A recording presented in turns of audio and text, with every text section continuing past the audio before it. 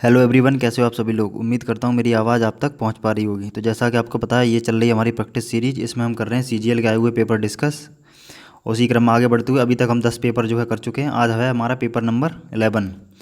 CGL 2016 के paper से starting हुई है। इसके बाद 17 के, 18 के और 19 के पेपर डिस्कस करेंगे। ठीक है ना। तो आपका अगर कोई भी एग्ज़ाम आने वाला है तो इन वीडियोज़ से आपको बहुत कुछ सीखने को मिल सकता है मेरे भाई। तो वीडियो अच्छा लगे तो लाइक ज़रूर करना है, और बाकी जो लोग हैं पढ़ने वाले उन तक ज़रूर पहुंचाना है। जो पढ़ने वाले लोग हैं कम से कम उन तक तो पहुंचाओ मेरे भाई वीडियोस। ठीक है ना। तो ऐसी उम्मीद है आप लोगों से, और बिल्कुल करोगे ये वाला काम। तो चलो स्टार्ट करते हैं क्वेश्चन नंबर फर्स्ट से। अगला पेपर हमारा जो कि है पेपर नंबर 11। पढ़ो मेरे भाई। क्वेश्चन नंबर फर्स्ट में क्या लिखा है, मीनिंग लिखा हुआ है। सिनोनिम का क्वेश्चन है, पहचान गए, बिल्कुल पहचान गए। इनविगोरेट वर्ड दे रखा है। इनविगोरेटिंग देखो एक मीनिंग होता है। इनविगोरेट वर्ब होती है। इनविगोरेट का मतलब होता है एनर्जी, एनर्जी देना। मतलब कोई भी ऐसी चीज़ जो रिफ्रेशिंग हो, जो एनर्जी प्रदान करती हो, ऐसी चीज़ को बोलते हैं इनविगोरेट। और इनविगोरेटिंग ही पूछा है, तो जो एनर्जी लेके आए उसको क्या बोलेंगे, इनविगोरेटिंग। विगोरेट या इनविगोरेटिंग दोनों का मतलब होता है एनर्जी वाली चीज़। तो वाइब्रेटिंग तो होगा नहीं, वाइब्रेट करना अलग चीज़ होती है, कंपन करना होता है, ये तो हो नहीं सकता। रिफ्रेशिंग बिल्कुल हो जाएगा। रिफ्रेशिंग का मतलब होता है एनर्जी, जिसके अंदर एनर्जी एनर्जी हो, जान हो, तो उसी को तो बोलेंगे रिफ्रेशिंग। एग्जैजरेट होता है बढ़ा चढ़ाकर बोलना। सी ऑप्शन क्या है, एग्जैजरेट, बढ़ा चढ़ाकर बोलना, छोटी सी बात का बतंगड़ बनाना। और डी वाला मेरे भाई जानते ही होंगे, एकदम आसान वर्ड है, क्या है, एक्सीलरेट। एक्सीलरेटर होता है कि नहीं गाड़ी का, बाइक का। एक्सीलरेट का मतलब होता है बढ़ाना, गति को बढ़ा देना। इसका मीनिंग क्या होता है, एक्सीलरेट का। समझ गए, आगे बढ़ जाओ एकदम। क्वेश्चन नंबर 2 पे आते हैं। किसका क्वेश्चन है, समझ गए, एंटोनिम का क्वेश्चन है। अपोजिट लिखा हुआ, अपोजिट पूछा है, which is the opposite of the given options. तो पढ़ो। मीनिंग दिया है एबेड, EVAD, देखो बढ़िया मीनिंग है ये भी। एबेड का मतलब जानते हो, एबेड का मतलब होता है अवॉइड करना। आप बताओ एवॉइड का मतलब क्या होता है। एबेड का मतलब होता है अवॉइड। अवॉइड का मतलब होता है बचना, किसी चीज़ से दूर रहना, दूर बने रहना, उससे अलग हटना, उसको बोलते हैं एवॉइड। इसके और भी मीनिंग हैं। इसके और भी मीनिंग क्या होते हैं, एक तो इसका मीनिंग होता है एस्केप। एस्केप का मतलब भी होता है दूर रहना, बचे रहना। तो ये सब इसके मीनिंग है एवेड। और एंटोनिम पूछा है तो बताओ। अच्छा ऑप्शन देखो, पहला ऑप्शन है इन्वेड। इन्वेड का मतलब होता है घुसपैठ करना, तो ये तो हो नहीं सकता कैसे भी। इवेड माने क्या है, बचना।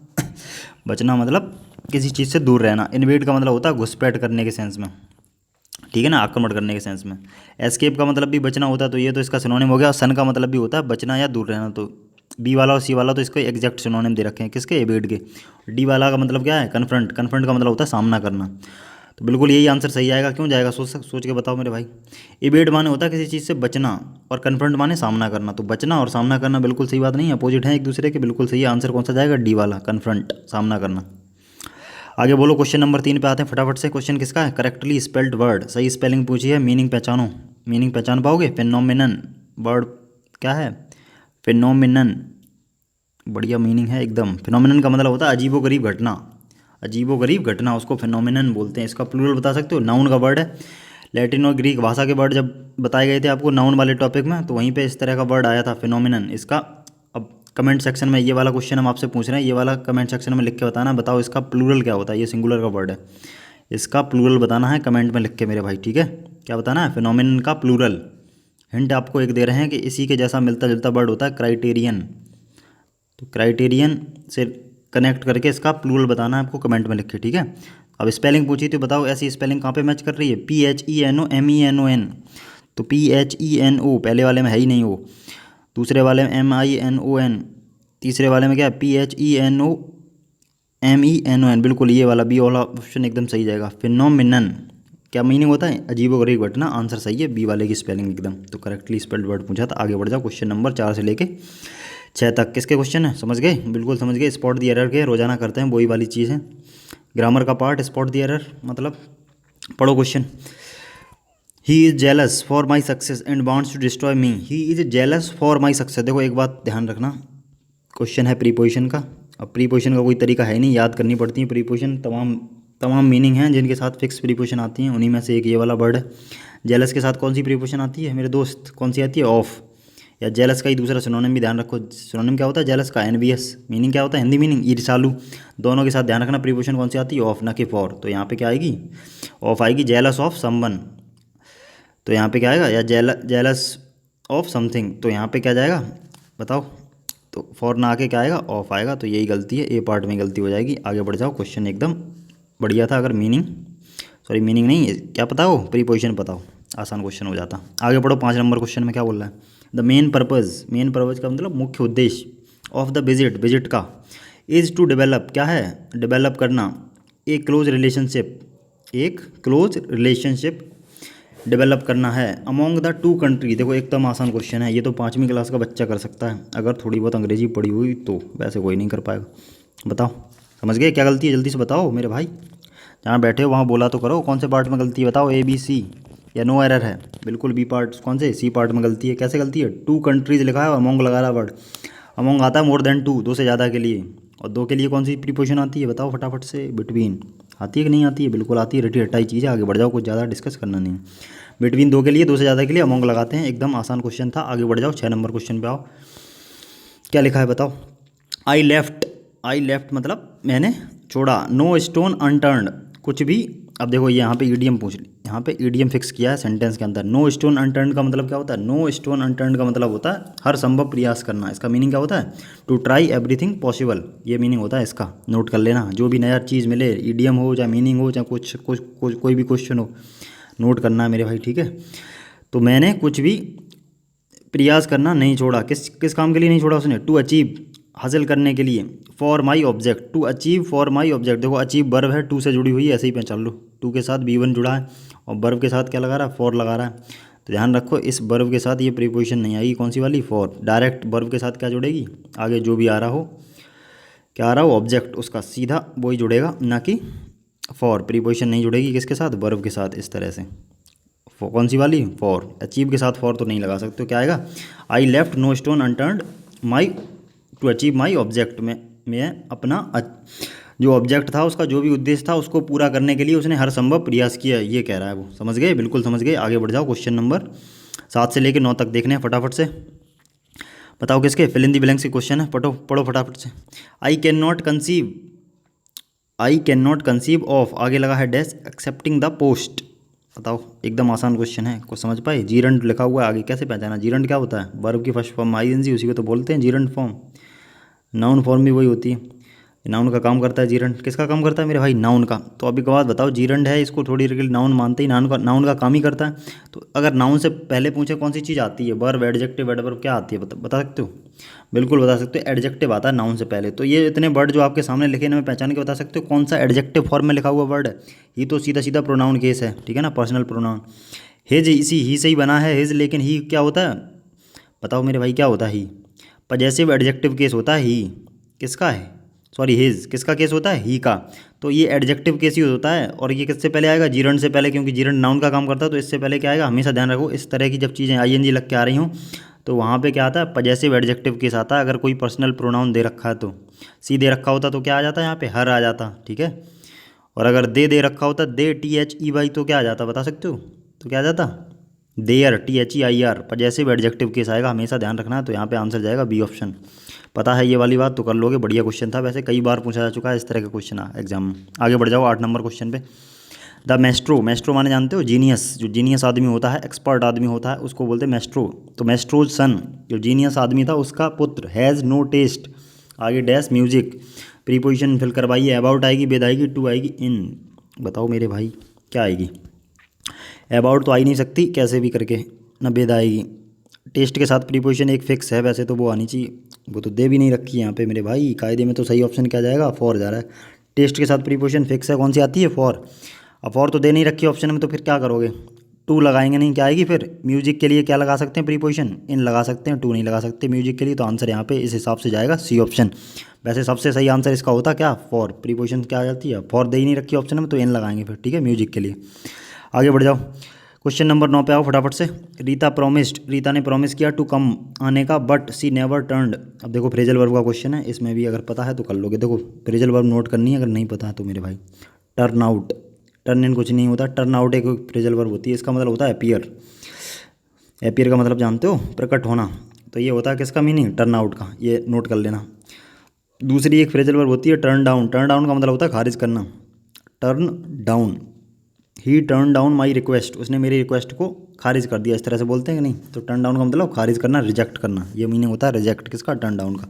और एक तीसरी फ्रेजल वर्ब क्या होती है, टर्न अप, इसका मतलब होता है, टर्न अप का मतलब क्या होता है, उपस्थित हो जाना, तो ये किसका मीनिंग होता है? टर्न अप का। अब बताओ कौन सा आंसर हो जाएगा। रीता प्रॉमिस्ड, उसने प्रॉमिस किया था आने का, but she never turned up, लेकिन वो कभी नहीं आई, कभी नहीं वापस आई। तो यहाँ पे टर्नड अप जाएगा ना कि टर्न आउट। टर्न आउट तो अपीयर होता है, यहाँ पे क्या हो जाएगा? Turn up. इस तरह के सेंस में जब कोई प्रॉमिस करके जाता है और लौट के नहीं आता है तो वहाँ पे कौन सी यूज़ करते हैं? टर्न अप यूज़ करते हैं। फ्रेजल वर्ब ध्यान रखना है मेरे भाई, इंपॉर्टेंट फ्रेजल वर्ब नोट कर लेना, टर्न अप और टर्न आउट दोनों। आगे बढ़ जाओ। 10 से लेके 12 तक किसके क्वेश्चन है, समझ गए कि नहीं? ईडियम और फ्रेज के क्वेश्चन है, पढ़ो फटाफट से। ईडियम 10 नंबर में क्या बोल रहा है? बी लैंड बो। बी लैंड बो का देखो ईडियम है, फिक्स पता हो तो एकदम से कर लोगे। इसका मीनिंग होता है, इसका मीनिंग क्या होता है बी लैंड बो का? जॉय एंड सोरो। क्या मीनिंग होता है इसका? जॉय एंड सोरो। जॉय माने जानते ही होगे, सौरव का मतलब भी जानते हो। जॉय मतलब खुशी और सौरव मतलब दुख। तो सुख और दुख की जब बात होती है उसको बोला जाता है बी लैंड बो। तो बताओ ऐसा कौन सा सेंस दे रहा, कौन सा ऑप्शन? फ्रेंड एंड एनिमीज ये तो होगा नहीं, मित्र और शत्रु। इन डेंजर ये भी नहीं हो सकता। एडवर्सिटी का मतलब होता है विपत्ति या मुसीबत। और डी में दे रखा good times and bad times, बिल्कुल यही हो जाएगा। उसने डायरेक्ट तो नहीं लिखा हैप्पी एंड सौरो, लेकिन उसने क्या लिख दिया? Good times and bad times. तो यही जाएगा, अच्छा समय और ख़राब समय, यानी सुख और दुख वाली स्थिति। तो आंसर कौन सा जाएगा? D option is the correct answer. ध्यान रखना बी लैंड बो, सुख और दुख। आगे बढ़ जाओ। 11 नंबर क्वेश्चन फटाफट से करते हैं। Call in question. ईडियम अगला क्या है? Call in question. देखो बढ़िया है ये वाला ईडियम, नोट कर लेना। ना पता हो इसका मीनिंग क्या होता है? चैलेंज करना। कॉल इन का मतलब, कॉल इन क्वेश्चन का मतलब क्या होता है? चैलेंज करना। कोई भी ऐसा क्वेश्चन जो चैलेंज करे, चुनौती पेश करे, उसको बोलते हैं कॉल इन क्वेश्चन। तो बताओ एक इसका तो आंसर ही सीधा दिख रहा है, चैलेंज। कौन सा जाएगा? D option. ये याद होना चाहिए ये वाला। आगे बढ़ जाओ मेरे भाई। 12 नंबर क्वेश्चन पे आओ फटाफट से। क्या करेंगे? Make both ends meet. बताओ ईडियम पूछा है make both ends meet. Make माने बनाना, बोथ मतलब दोनों, एंड्स मीट मतलब दोनों जो किनारे हैं, एंड मतलब जानते हो किनारे, तो उनको मीट करना, किसी तरह से मिलाना। तो अगर दोनों किनारे मिला पा रहे हो आप तो इसका मतलब है, इसका मतलब है आप अपनी गुजर बसर सही तरीके से कर पा रहे हो, ये मीनिंग होता है इसका। तो इसका सही मीनिंग होता है live within your income. इसका सही मीनिंग क्या था? To live within your income, अपनी हैसियत के हिसाब से गुजारा कर लेना, विद इन योर इनकम। इसका मीनिंग क्या होता है? अपनी हैसियत के हिसाब से गुजारा कर पाना। तो बताओ कौन सा हो जाएगा? ऑप्शन बता सकते हो मेरे भाई? बताओ। ऑप्शन तो पहला ही दिख रहा है साफ साफ, live within your means. अपनी मीन्स का मतलब ही होता है इनकम। तो अपनी औकात या अपनी मीन्स, जो भी आपकी आय है, इनकम है, उसके हिसाब से गुजारा करना। अचीव सॉल्यूशन होगा नहीं, कैसे ही 12 का है कौन सा? पहला ऑप्शन। समझ गए होगे? आगे बढ़ जाओ। 13 से 15 नंबर तक क्वेश्चन। किसके क्वेश्चन है? समझ गए पढ़ के? बिल्कुल समझ गए होगे। वन वर्ड के क्वेश्चन है, पढ़ो फटाफट से। 13 नंबर क्वेश्चन में क्या बोला? A drug. ड्रग मतलब जानते हो? दवा। Which makes one see, which makes one see things that are not really there. बताओ देखो कितनी बढ़िया बात बोली, ये वाली लाइन समझ पाए क्या बोल रहा है वो? जो क्या करे? ऐसी दवा, ऐसी ड्रग जो क्या करे? वन सी थिंग्स मतलब किसी आदमी को ऐसा माल, ऐसा ऐसा कर दे कि सी थिंग्स मतलब जो कि चीज़ों को देखने लगे, that are not really there, जो चीज़ें रियल में हैं नहीं, उन चीज़ों को देखने लगे आदमी। तो ऐसी कौन सी दवा है जिसको खाने के बाद आदमी को जो चीज़ नहीं नहीं भी है मौजूद वो भी देखने लगे? तो जानते हो ऐसी दवा को क्या बोलते हैं? ये तो आंसर जाएगा डी ऑप्शन। वैसे एक मीनिंग लिखाया था उससे ही समझ जाओगे। हेलुसिनेशन क्या होता है? हेलुसिनेशन, हेलुसिनेशन समस्या होती है मेंटल। हेलुसिनेशन क्या होता है मेरे भाई, बता सकते हो इसका मीनिंग? हेलुसिनेशन का मतलब होता है seeing something that is not present. किसी भी ऐसी चीज़ को देखना जो मौजूद ही नहीं है, प्रेजेंट ही नहीं है, उसको बोलते हैं हेलुसिनेशन, भ्रम वाली स्थिति। इसी का सिनोनिम होता है इल्यूजन। हेलुसिनेशन का सिनोनिम क्या होता है? इल्यूजन। तो अब इसी का पूछा है, ऐसी कौन सी दवा है जिसको खाने के बाद ऐसी स्थिति बन जाए? तो उसको हेलुसिनोजन बोलेंगे। क्या बोलेंगे? डी ऑप्शन एकदम सही जाएगा। समझ गए? बाकी ऑप्शन की मीनिंग पता है कि नहीं पता है? देख लो एक बार। पहला ऑप्शन क्या है? एफ्रोडिजिएक। पहला ऑप्शन है एफ्रोडिजिएक। इसका मतलब जानते हो? इसका मतलब होता है ए ड्रग दैट, ये सब दवाइयों के लिए हैं ये जितने भी वर्ड लिखे ऑप्शन में। A drug that causes excitement, body में जो एक्साइटमेंट पैदा करे ऐसी दवा, उत्तेजना पैदा करे, उसको बोलते हैं एफ्रोडिजिएक। और बी वाला क्या है? स्टेरॉइड। स्टेरॉइड, स्टेरॉइड का मतलब जानते हो मेरे भाई? स्टेरॉइड का मतलब होता है natural substance in our body, हमारी बॉडी का ही नेचुरल सब्सटेंस होता है, उसको बोलते हैं स्टेरॉइड। आजकल मार्केट में भी वैसे स्टेरॉइड वगैरह आप सुना होगा जरूर आपने, ये वाला जैसे बॉडी बिल्डर टाइप के लोग होते हैं वो जो है स्टेरॉइड लेते हैं। काम क्या होता है स्टेरॉइड का जानते हो मेरे भाई? इनका काम होता है जो भी अपने हार्मोन्स हैं उनको उत्तेजित करना, ये काम होता है स्टेरॉइड्स का। ठीक है ना? आगे बढ़ जाओ। सी ऑप्शन तो जानते हो क्या लिखा है? कार्सिनोजेन। कार्सिनोजेन का मतलब जानते हो? ये भी सब्सटेंस होता है। ये सब्सटेंस किस तरह का? ये होता है जो कैंसर पैदा करे। अब ये किस किस चीज़ में होता है, जैसे तंबाकू हो गई, आपकी बीड़ी हो गई, ठीक है ना, सिगरेट हो गई, इन सब चीज़ों में यही वाला सब्सटेंस पाया जाता है। इसी वजह से क्या हो जाता है, कैंसर हो जाता है आदमी को। तो कार्सिनोजन ध्यान रखना, कैंसर पैदा करने वाला पदार्थ। आगे बढ़ जाओ, 14 नंबर क्वेश्चन, बहुत कुछ सीखने को मिला। 13 नंबर से आगे बढ़ो। प्रोवाइडिंग रिलीफ, प्रोवाइड माने जाते हो उपलब्ध कराना, रिलीफ मतलब राहत, कोई भी ऐसी चीज़ जो राहत उपलब्ध कराए, मतलब राहत पहुंचाए आदमी को। तो राहत पहुंचाने वाली चीज़ को क्या बोलते हैं एक शब्द में, री इश्यू तो बोलेंगे नहीं, इश्यू माने जानते हो इश्यू करना, री इश्यू तो हो नहीं सकता। तो राहत, तो इसको बोलते हैं मेरे भाई रेपरीव। बिल्कुल, रेपरीव का मतलब ही होता है राहत प्रदान करना, वर्ब होती है रेपरीव। कौन सा, बी ऑप्शन, रेपरीव। रेपरीवमेंट होता है नाउन, MENT लिख के, और रेपरीव होती है वर्ब। इसका मतलब क्या, राहत प्रदान करना, सुकून पहुंचाना।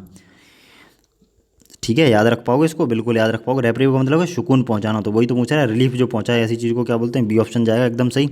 रिजॉइंडर होगा नहीं, रिफ्यूज माने होती है शरण। अगर यहाँ पे शेल्टर लिखा होता है रिलीफ की जगह तो आंसर डी हो जाता, समझ गए होगे एकदम। आगे बढ़ जाओ, 15 नंबर क्वेश्चन पे आओ।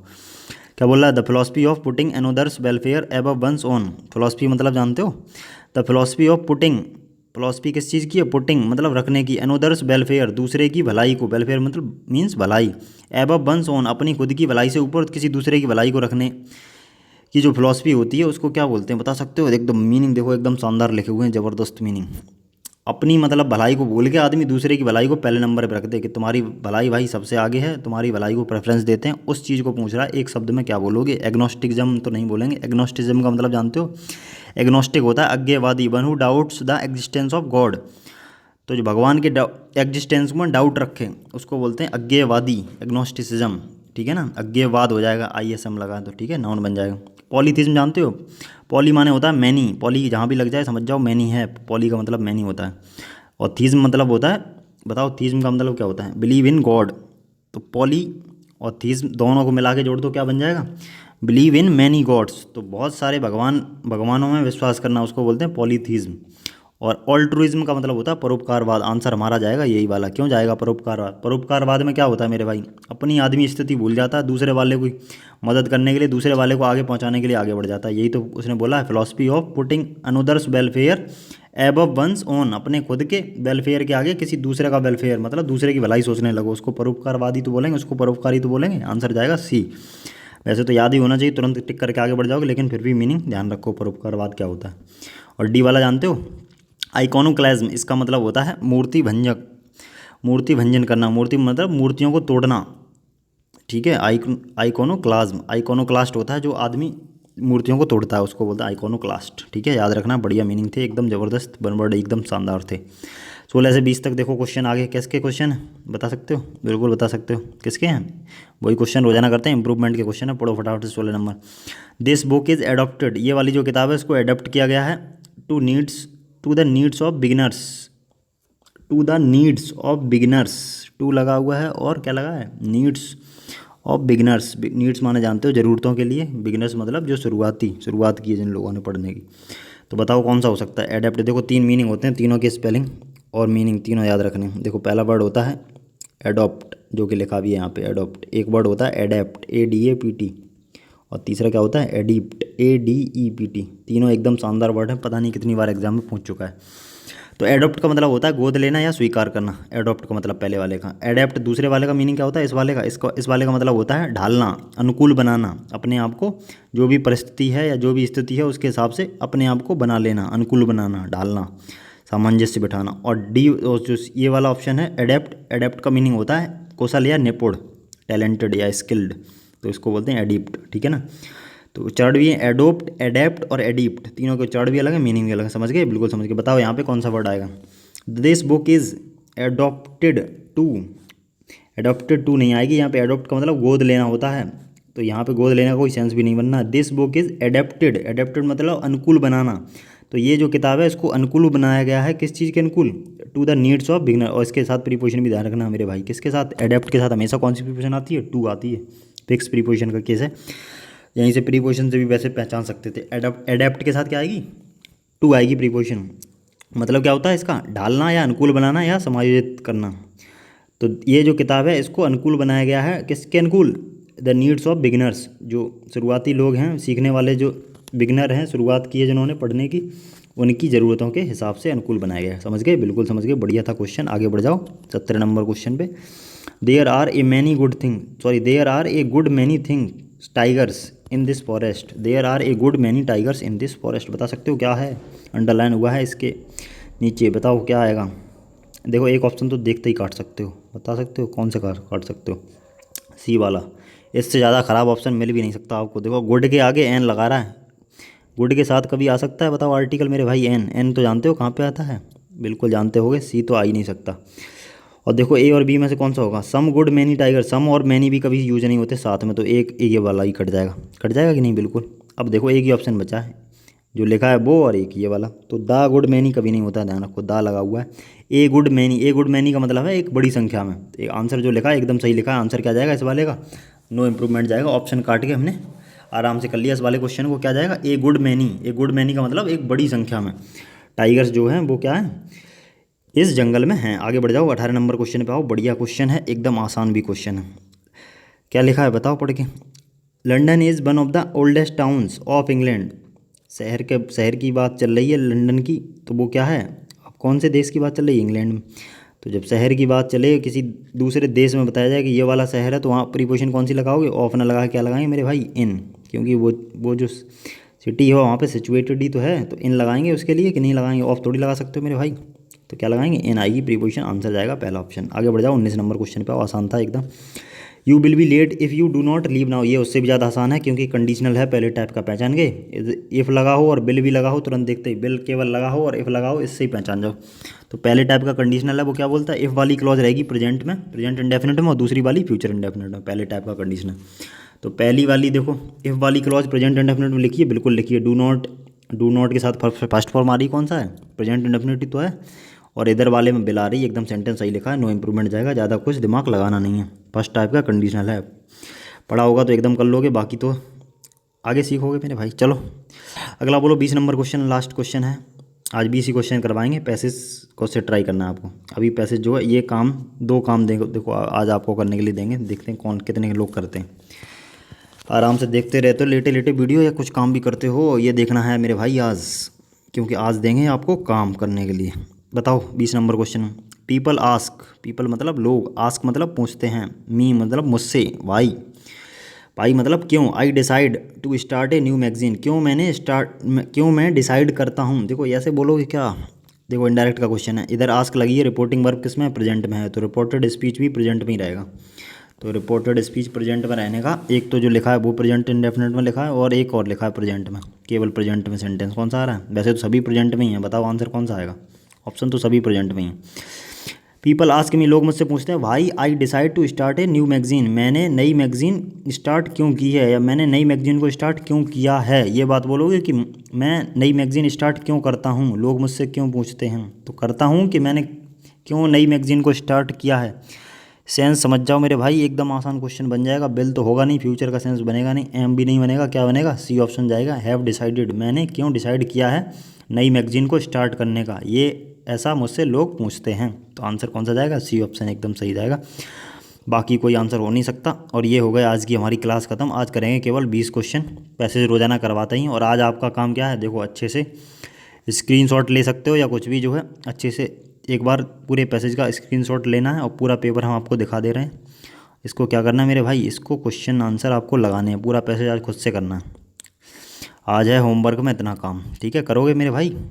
कमेंट सेक्शन देखेंगे हम, और उसमें जो है आंसर करने हैं पूरे पैसेज के, देख लो अच्छे से, स्क्रीनशॉट लेना है एक बार। ये है 21 नंबर क्वेश्चन पैसेज का, ये 22, 23, 24 और 25, ये है पूरा पैसेज, 5 क्वेश्चन पैसेज के आज खुद से करने हैं, रोजाना वैसे करवाते ही।